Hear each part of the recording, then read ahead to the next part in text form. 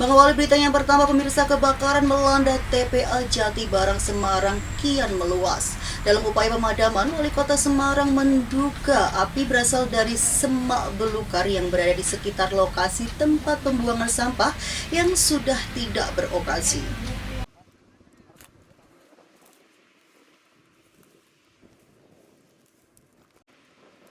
Proses pemadaman kebakaran yang menimpa gunungan sampah di tempat pembuangan akhir TPA Jatibarang Semarang terus dilakukan petugas pemadam Kota Semarang. Tidak hanya proses pemadaman api, petugas juga menghalau api agar tidak merambat ke lokasi lainnya. Wali Kota Semarang Heforita Gunaryanti Rahayu meninjau lokasi kebakaran di TPA Jatibarang.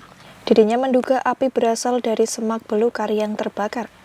Hembusan angin kencang, api dengan cepat merambat ke lokasi gunungan sampah yang lain. Untuk mempercepat proses pemadaman, Wali Kota Semarang melakukan koordinasi dengan instansi terkait dan meminta bantuan pemerintah daerah untuk mengirimkan bantuan unit damkar. Saya tadi udah minta, tadinya cuma 3, saya minta harus tambah lagi, sudah ada 8, tapi saya minta ada yang pakai foam. Kemudian tadi saya udah kontak langsung kepada Bupati Semarang, diberi 2. Kemudian KIW, kawasan industri Wijaya Kusuma ada 1, saya pinjam. Kemudian bandara ini masih dicek karena bandara ini biasanya kan pakai foam ya, jadi bisa lebih cepat. Saya minta pinjam 1 atau 2. Kemudian dari Pelindo juga dapat bantuan 1 lagi. Sehingga kemudian untuk tangki-tangki sudah disiapkan selain dari PDAM, Perkim, kemudian DPU, DLH, dan kami minta juga dari BSB, PDAM. Jadi ini air agar dari mobil pemadam ini tidak perlu harus keluar lagi, ngambil lagi, tapi dari air-air yang sudah disiapkan di tangki ini bisa membantu percepatan pemadaman api.